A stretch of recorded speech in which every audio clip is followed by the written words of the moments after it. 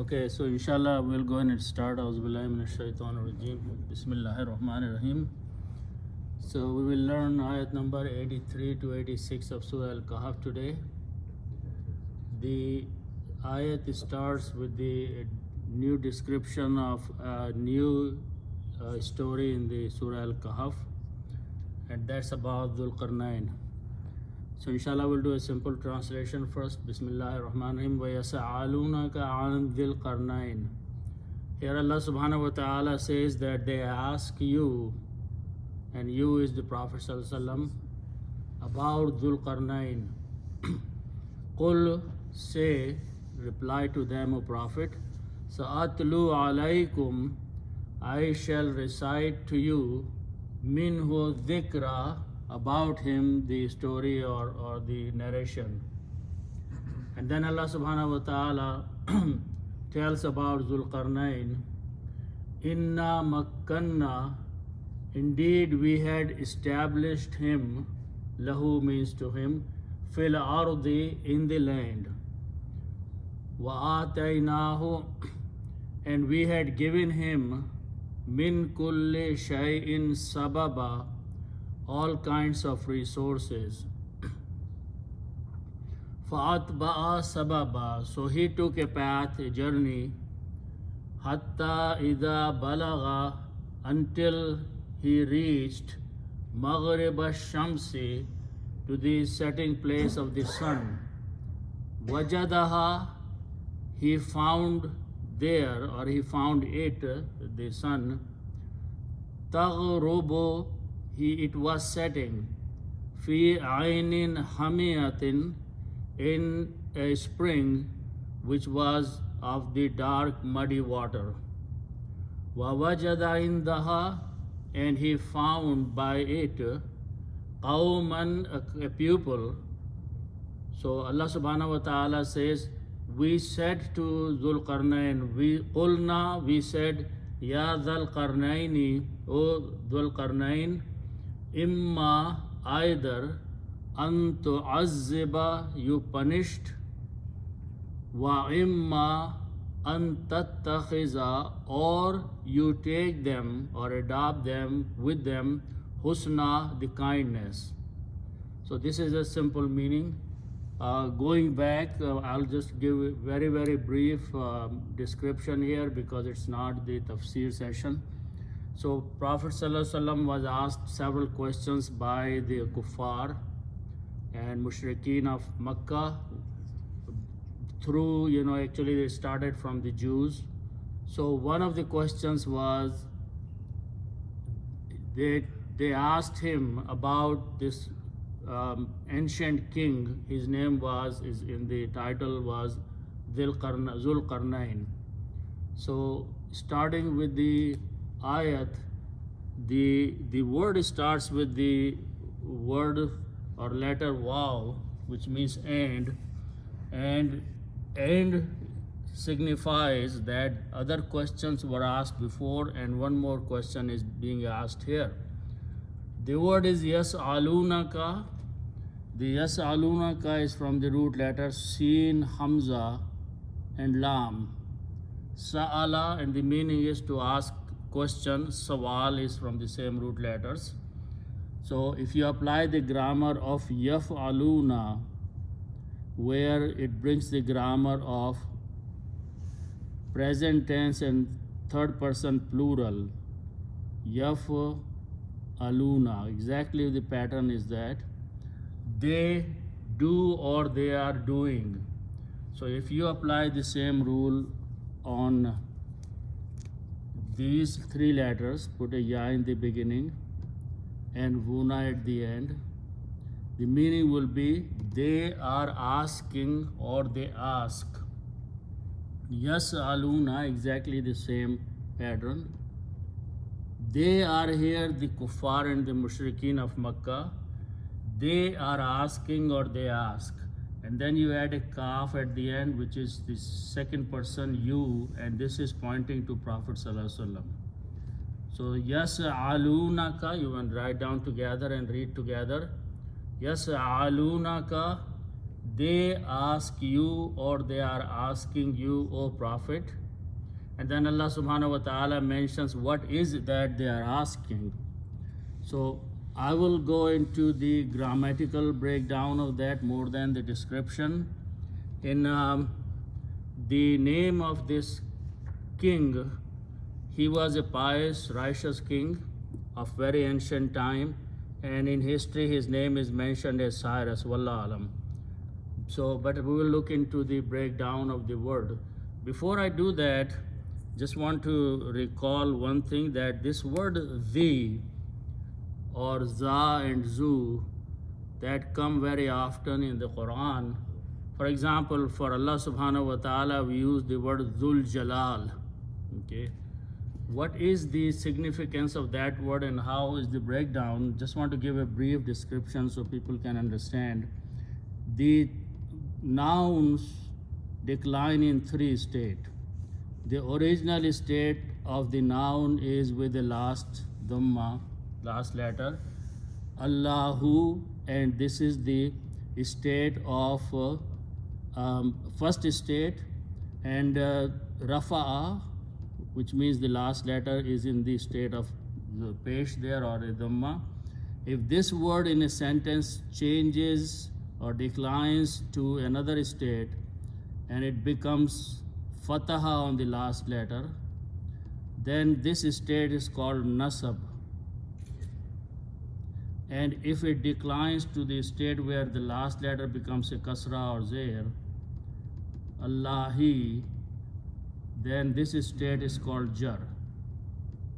The word zu follows the same style or same patterns. Okay, this is the word zu. Okay, now the meaning, the meaning is, there are many meanings, but there is the owner, the master, the possessor. But a very good word in Urdu where people know is wala, masjid wala, mohalle wala. So that wala word, it fits very good on this one. Zul Jalal, Jalal wala. So this is in the original state. It's a noun and it is zu. If this comes in a sentence, it changes its state just like this, and the first state becomes the,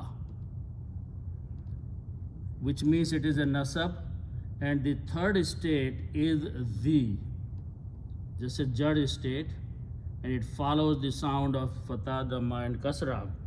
So zu, za, zi are the three states of this noun, and we will see at least two of them will appear in these ayats. So keep in mind, in English you can say the owner, the master, the possessor, but in Urdu it's a Jalal wala, okay, zu. Now, keeping that in mind, let's look at the next word, and we will take the simplest meaning. There are multiple meanings. The root letters are Qaf, Ra, and Noon. The noun that the first noun that we make is Qarnun. Qarnun has multiple meanings, but the simplest meaning that we will take here is the land or the kingdom. And then there can be multiple meanings, but I'm just taking a simple meaning here. Qarnun, it's used for the generation and the time placement and many other words. But one of the meanings is kingdom, and I'll use that one. Okay, singular qarnun. If I make the plural of two, just like walid, walidun, and if you make the plural, it's a walidan, plural of two. So this will become karnani, walidani, karnani. That's a plural of two. Two kingdoms. Okay, karnani. Then what you do, you put al before that. So the word will become al-da, it will bring the meaning da, al-qarnani. That is the original word. The two kingdoms, the two lands are a land of two kingdoms, al-qarnani. Now you put the zu noun before that, okay, And the next word is that you combine these two by the rule of udafa or mudaf ilayh by putting an off. So as soon as you do that, this is zu. This word, this one remains in the state of rafa, but this changes the state into the jar. And one of the signs of a plural of two is that this alif changes into a ya, like walidan changes into walidain. Okay, so this will become qaryain. Okay, qarnain, noon is there. Okay, qarnaini. Okay, so when you read them together, you skip the waw and this alif in between or hamza, combine zal with lam. Zul qarnaini. Dhul Qarnaini means the owner or the possessor of the kingdoms of two. So these may be the two lands, and some people say it was Persia and Media. There was another country, another land, huge, and he was the king of those two lands. So his name is not mentioned in the Quran, but his title, which is Dhul Qarnain. So that is the word is Dhul Qarnain. But then there is a un before that, which is a harf jar. Harf jar here, un, you can translate the meaning of. Okay, they ask about, or actually about is a better translation here. So harf jar will look at the next word, which is zu, and will change into z, because that is a jar state of this. So this is the, and dhamma will change to a kasra. Okay, now you read them together. Do not pronounce this ya and alif, so it will be an dhil qarnaini, about dhul qarnain. They ask you, O Prophet, about dhil qarnain, but when I'm saying is dhul qarnain. So after mentioning the question, Allah subhanahu wa ta'ala is telling Prophet sallallahu Qul, say, O Prophet, respond to them, reply to them by saying this word, Sa'atlu alaykum minhu dhikra. These are the words Allah subhanahu wa ta'ala is teaching Prophet sallallahu to say. What is Sa'atlu? The root letters are ta, lam and waw, and the meaning is to recite or to narrate. The word tilawat is from the same one. Talaw means to recite. If you apply the grammar of af'alu, bring the grammar I do or I will do, the first person, and mudare. So this will become atlu. I recite, atlu, I recite. But the characteristic of the letter seen before is that it takes you into the near future. Okay, so soon in the near future I will recite. So Allah subhanahu wa ta'ala is telling Prophet sallam, Prophet say, Sa'atlu, I'm going to recite, or I will recite, alaykum, to you or upon you, minhu, about him. And who is pointing to Dhul Qarnain, the question person they are asking. So minhu means about him or regarding him. Dhikra, these are state, zikrun is mentioned, zal kafra, but the root letters make the word noun zikrun, but it's coming as a maful of sa'atlu. So these two dhammas will change to two fathas, and we add an alif. So word becomes dhikra. When you stop, you say dhikr or zikran, but when you stop, you pronounce dhikra. Okay. The only thing I want to point out that in the tajweed, when the last letter of the last word can have any of the it can have a fatha, it can have a kasra, it can have a dhamma, or it can have two fathas as tanween, or two pesh as tanween. To all these five, if they are appearing on the last letter, for example on the ra, then all these five, when you stop in tajweed, should be pronounced as a jazm. So it doesn't matter if you have a fatah or a kasra or dhamma, the last letter will be pronounced as dhikr. But the exception is only that if the last letter has two fathahs, those are two kasras. Okay, but if the last letter has two fathahs, tanween, then the last letter is pronounced as one alif or one fataha, like that. Dhikra, you don't say dhikr here. So in all five conditions, you pronounce last letter as a jazm, but if there are two fathahs, tanween, then it changes into one fataha, and we write an extra alif. That's the pronunciation is dhikra. Dhikra is the mention or description. So Allah subhanahu wa ta'ala is telling Prophet ﷺ, tell these people that I'm going to soon recite to you or mention to you about him, about Dhul Qarnayn. Then Allah subhanahu wa ta'ala is telling what to say. Inna makkanna.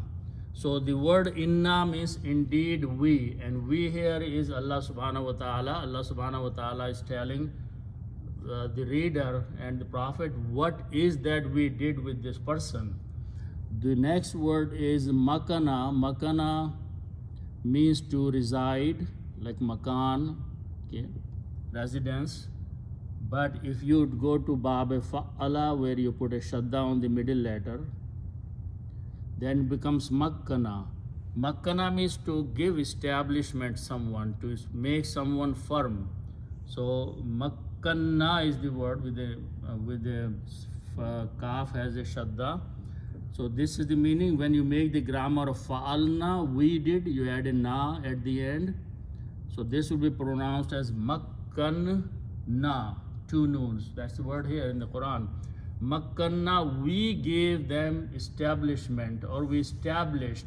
The word before is inna, indeed we, it is we. Allah subhanahu wa ta'ala is saying, to emphasize by bringing the inna first, it is indeed we who gave him establishment, or we established lahu, to him or for him. So Allah subhanahu wa ta'ala is mentioning that whatever he had was from the mercy of Allah subhanahu wa ta'ala, because Allah subhanahu wa ta'ala had bestowed upon him. Then Allah says fil ardi. Al ardu means the land, and fi is a harf jar, so it will become fil ardi, in the land. Okay. Then Allah subhanahu wa ta'ala says there was another blessing that we had bestowed upon him. وَآتَيْنَاهُ. So the root letters are alif, ta, ya, and the meaning if this is to come, but if we go into bab number 4, bab yafala, it becomes two alif, and two alifs can be written this way, ata. So the word is ata, not ata. Ata means to give, to bestow upon something. So that's the word ata, and again apply the grammar of fa'alna, we did, it will become atayna, we gave. Who is pointing to Dhul Qarnayn? Him. So here the file is Allah subhanahu wa ta'ala, atayna, we gave. Allah says we gave. Him is who? Dhul Qarnayn. So wa'ataynahu, and we gave him. What did we give him? Allah subhanahu wa ta'ala says min kulli shay'in sababa. So first of all, separately the nouns are kullun. Kullun means all or each. So we'll just take all. And shay'un is the word. Shay'un means things or thing. Okay. Then you combine these as mudaf mudaf ilayh. So by putting in of all things or all the things, and that will change to the mas to one here, so it will become kullu, and this will become two kasras. This is a standard rule of mudaf mudaf ilayh. So shay'in, kullu shay'in, everything or all things. Then before that is a harf jar, min means of everything. So this will, harf jar will change kullu to kulli. So those are the three words in the Quran. Min kulli shay'in, of everything or all the things. Okay, we gave him of all the things, but the word after that is sababa. Sababa are the root letters sin, ba, and it has multiple meanings, and I'm going to use two different meanings here. For this ayat, the word noun is going to be sababun. Just you combine these three, sababun, and the meanings for that I'm going to use as the resources or means. So Allah subhanahu wa ta'ala, if I translate this, and this is sababun to the maz at the end for the noun, but it is coming as a maf'ul of atayna. When it comes as a maf'ul, to the maz will to be changing to two fathas, and we had an alif. So again the word became sababan. When you stop, you pronounce sababa. Sababa, if I'm using the meanings resources or means, the meaning will be wa ataynahu, and we gave him min kulli shay'in sababa, all kinds of resources and all kinds of means, because he was a king and everything was available in his kingdom for all the activities that he would be carrying. So what he did in the next ayat number 85, it's only two words, fa'atba'a sababa. Here the root letters are ta, ba, and ain. Taba'a.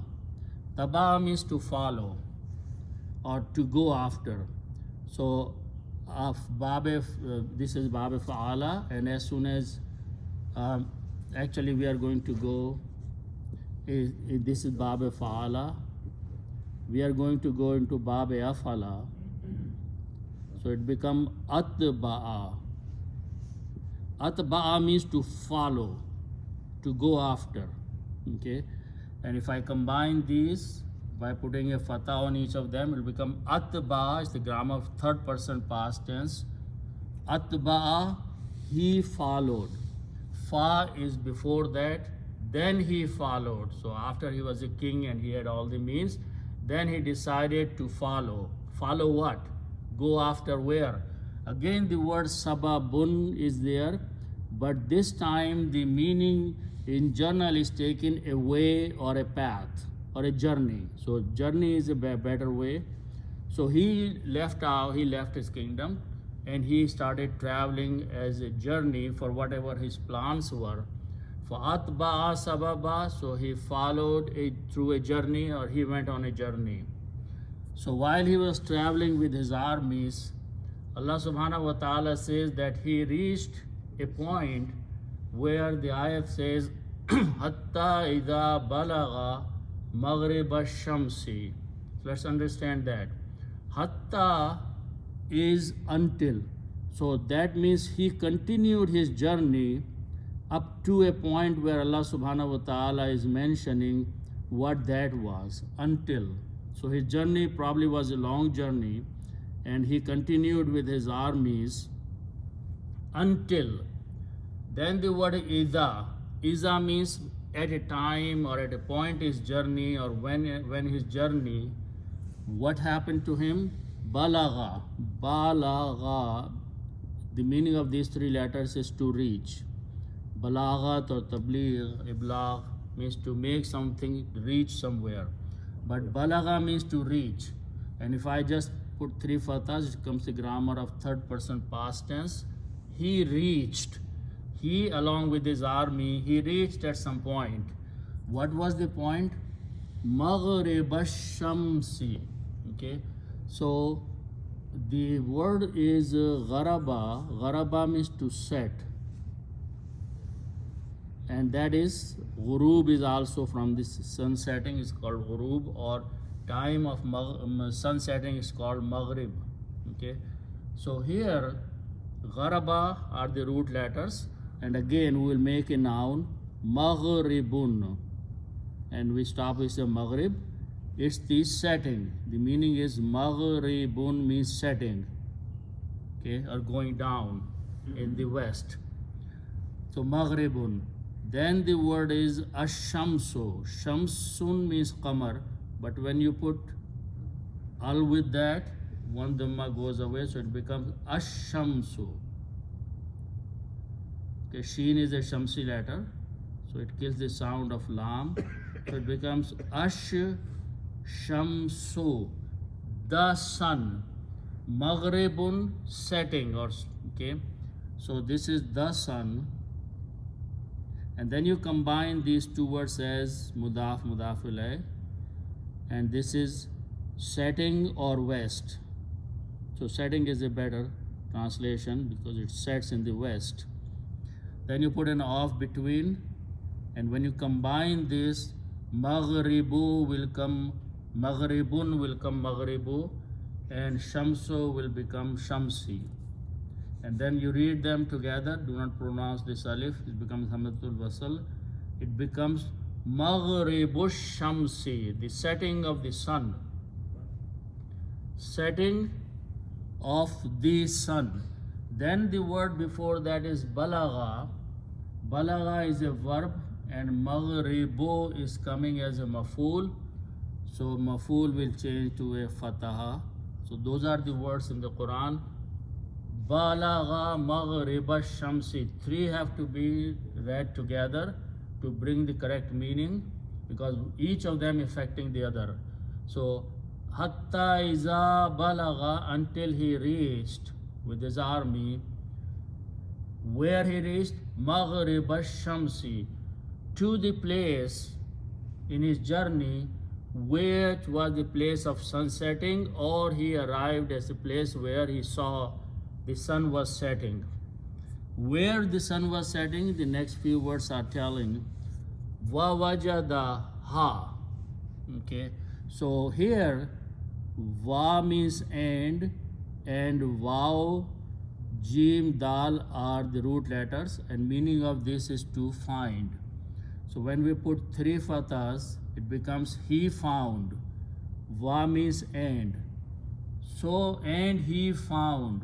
Now this word ha is a feminine word, and it is being used for the shams. Shams is a feminine word, the sun. So he found it, he found the sun. That is the meaning of wajadaha. Actually this wow is not there. Wow is coming in the next one, but here there is no first wow. So wajadaha, he found it, the sun. What did he find about the sun? So again, the root letters are ghain, ra, and ba, and the meaning is to set. Now this is a verbal statement, verb, three letters to make a verb. So if I have a fa, ain, and lam, and I put a ta in the beginning and pronounce taf'alu, this is one of the meanings is feminine word, she does. When you put a ta, one meaning is that she, and present tense, she does. So you put a ta here and pronounce taghribu, middle letter will carry a kasra. She was setting. Who was setting? Shams, because Shams is a feminine word. So we have to use the feminine grammar. Taghribu. Taghrubu. Okay, gharaba taghrubu. So he found the sun setting. Where was the sun setting? There are again three words have to be translated together to bring the right meaning. First of all, ain, ya, and noon are the root letters, and the noun we made from this is ainun. Ainun means a spring. Okay, Ainun also means eyes, but spring is the one that we'll be using here. Then the next letter is Ha, Mim, and Hamza. The noun from this is Hami Atun.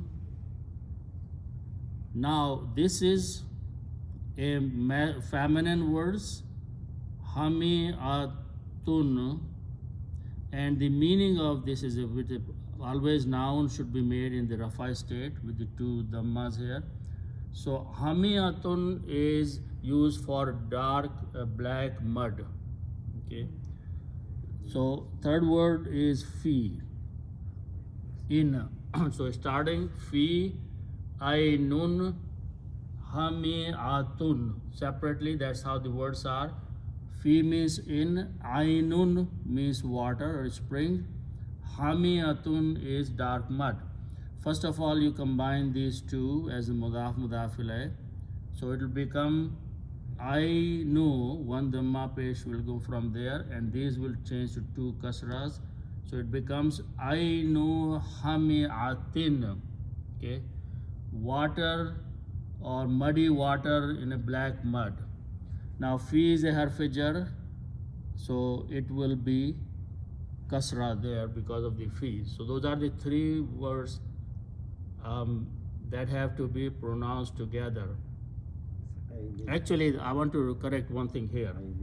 Instead of making, because the ainin is still has two kasras, so I'm going to revise what I said, is that you start with the three letters. This is ainun, and first apply the fi on it. Okay, so fi will change both of these to two kasras. So it becomes in spring. Then the next word hamiatun is coming as a adjective. Okay, sifat or a naat of ainun. So because of this sifat has to follow the noun, which is two kasras, so hamiyatun will be followed with two kasras. Hamiyatun, okay, would become hamiyatin. And also I understand that ainun is a feminine word, the spring, and hamiyatun is a feminine word. So all the rules have to follow of the sifat and adjective. So fi ainin hamiyatin, a water that was dark muddy water, spring that was dark muddy. So he found the sun was setting in, actually it may be setting behind that, and it looks like it was setting in the waters here. So then Allah subhanahu wa ta'ala says wa wajada, and again wow, this is when you pronounce the first vowel, then hamiyatin should be pronounced with the nun gunna, hamiyatin wa, and wajada he found. Then the word is indaha, by it or near it, and ha is pointing again because we are using the feminine words. So by this muddy water spring he found, what did he find? Qawmun, a pupil. Again, because qawmun is becoming is a maful of wajada, it will become qawman. When you stop, you say qawma. So that is where he reached. Now the next words are the words of Allah subhanahu wa ta'ala, which he addressed and spoke or conveyed, however he conveyed, to Dhul Qarnayn. Two things here to notice is that qulna is we said. So qaf, waw, lam are the root letters. And when you put a na, the grammar waw is not pronounced. The grammar becomes qulna, we said, and we is Allah subhanahu wa ta'ala. So Allah subhanahu wa ta'ala says, actually we addressed, okay, by calling him Ya Dhul Qarnayn. So the word, as we know, that is originally word is a dhu, and is actually after we had combined they had become Dhu al-Qarnaini. That's what we did, the first one. But here one thing is changing. So this word is still there. This will become Hamzatul Wasl when you pronounce. Qarnaini. So before that is the word Ya. Ya is a harf nada. And harf nada changes the next noun into the state of nasab. For example, we say Abdullah is the name, but when you pronounce with the ya before, it is pronounced Ya Abdullah. So this noun changes in the state of nasab, and the state of nasab is zal with a fataha, not more dhamma anyway. So it becomes that one. So if you write down together ya like this, so it becomes, the pronunciation will become Ya Dhal Qarnaini, O Zul Qarnain. Qulna, we said, and Allah subhanahu wa ta'ala is using the word Ya harf nada, which is changing Dhu Suza. So we said, O Dhal Qarnain. Now this word is imma. Imma has a meaning of either. But when you add a waw, and in English we can translate these words imma and wa imma. So this can be translated as either, and this one and either is or. So both words are coming in the Quran. Imma, first time, either. An tu'azziba. So let's look at this word. So the root letters are ain, dal and ba. That means to have punishment. But when you go and apply the bab fa'ala, azzaba, the meaning of this is to punish. One person is punishing the other one. Okay, so that is the meaning of azzaba. Okay, two people's activity. So if you apply the grammar of you do, okay, when you apply the grammar of you and present tense, you put a ta in the beginning, and in this bab it is tufa'ilu. So it becomes tu'azzibu. Tu'azzibu means you punish, or you are punishing, it's a mudare. But what an does, and this has come many times, the word an meaning is that, but it does three things actually.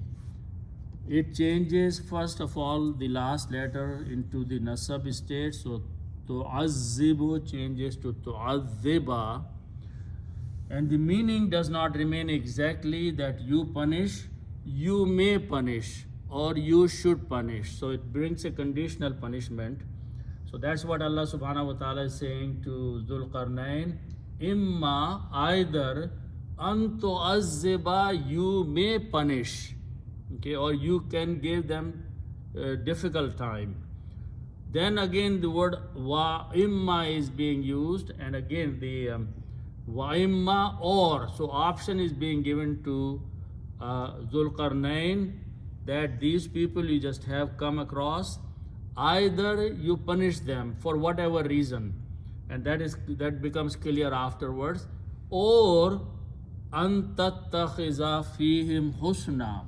So here again the format of the grammar is same, but the root letters are akhaza, are the root letters, bab fa'ala, and it has multiple meanings to draw on something, but we have to go to bab ifta'ala.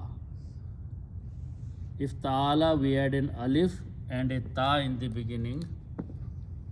So this alif and this ta added in the beginning. So if I add that alif and a ta and keep the other three letters, alif, kha and zal. Okay, these two are pronounced together as a ta with a shadda in this bab. This is a specialty. So it becomes ittakhaza. Ittakhaza means to take something or to adopt something. Okay, so that is the word. Again, when you put a ta in the beginning, it becomes the grammar of second person you do. Okay, so when you combine and read, it becomes just like tattakhiza. Tattakhizo, actually, first time it will be tattakhizo, like tu'azzibu. So tattakhizo, you take or you adopt. Okay, but again the an is coming before that, and an will do the same thing. It will bring the meaning of that and change last letter tattakhizo to tattakhiza, and the meaning will be you may take or you may adopt fihim, about them. Husna is from goodness or kindness. So Allah subhanahu wa ta'ala is giving him a choice that either you punish these people or be kind and be nice to them. And so this choice is being given to Dhul Qarnain based on his judgment, whatever the next step will be. But Dhul Qarnain in the next ayat we'll see gave a very beautiful answer. So we'll follow up when we get there.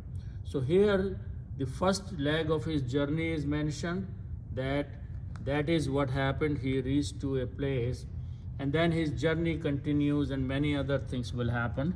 But we will inshallah stop here and we'll follow up when we get there in the rest of his journey. So we'll stop here inshallah, and then we can open up for discussion and question answers.